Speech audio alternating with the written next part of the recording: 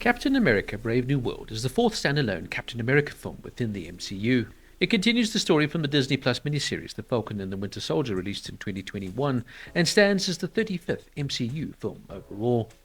Initially titled Captain America New World Order, the title was changed to Brave New World in June 2023.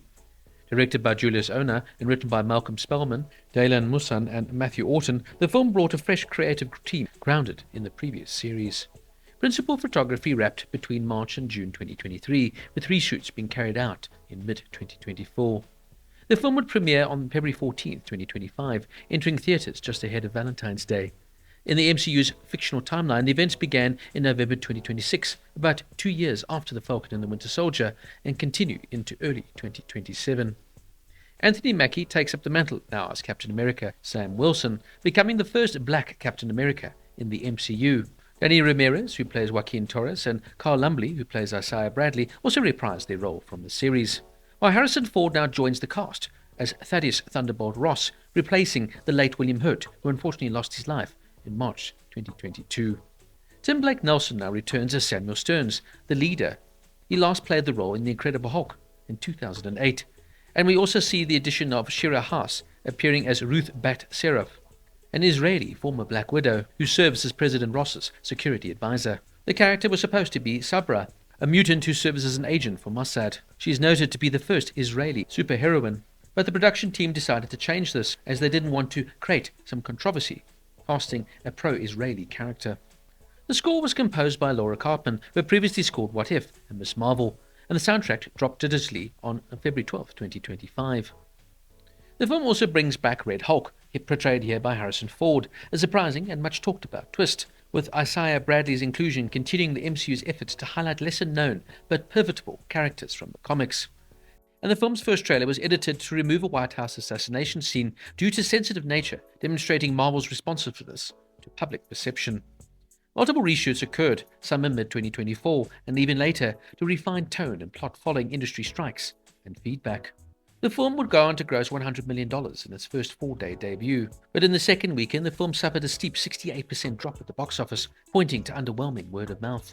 But with a budget of $180 million, the film would gross a total of $415 million at the box office, therefore very much underperforming, and proving another disappointment in the MCU, which has severely battled since the release of Avengers Endgame in 2019.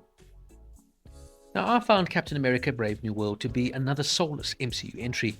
Anthony Mackie here, Sam Wilson, Captain America, tries his best, but he just isn't Captain America. In fact, he comes more across like an Iron Man wannabe, pulling tech and gear from everywhere, rather than embodying the spirit that makes Cap special.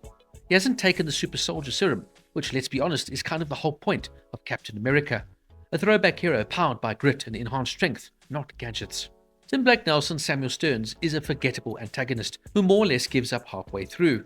Also, I did not remember this character from the original Hulk movie, which of course starred Edward Norton in his one and only take on the character. At this point, to watch the MCU, you feel like you almost need a degree and need to have studied every single movie from start to finish. How are you supposed to remember a character all the way back from 2008, especially a secondary antagonist like this one? Giancarlo Esposito as Seth Falconer, or the Sidewinder, is a great actor, but here he is totally miscast. Far too old to be believable in hand-to-hand combat with Mackie, and also just a nothing antagonist. There really is no point to his character being in the film. And Danny Ramirez as Joaquin Torres, or the New Falcon, is just frankly annoying and pointless. Now, let's talk about Shira Haas as Ruth Bat Serapha. Look, firstly, let's get past that Shira Haas is absolutely tiny. Look, maybe given the right training and skills, it could be believable that she could take down men double her size. But really, this role feels so hollow. They dodged the fully embracing her as Sabra, a Jewish Israeli superhero, due to political climate around Gaza, which just feels cowardly. Either you stick to what you want to write, or don't include the character at all. It's typical now of Disney's MCU, trying to always play it safe and be politically correct without actually taking chances and being bold in their storytelling. Carl Lumbly here as Isaiah Bradley tries to give some weight to his scenes, but if you didn't watch the Disney Plus series, The Falcon and the Winter Soldier, you wouldn't have the foggiest of who he is. Once again, it's all about backstory and watching the full continuation. There isn't enough time in the day. People actually have lives. So I don't know when Marvel expects you to catch up on all the content that they are producing.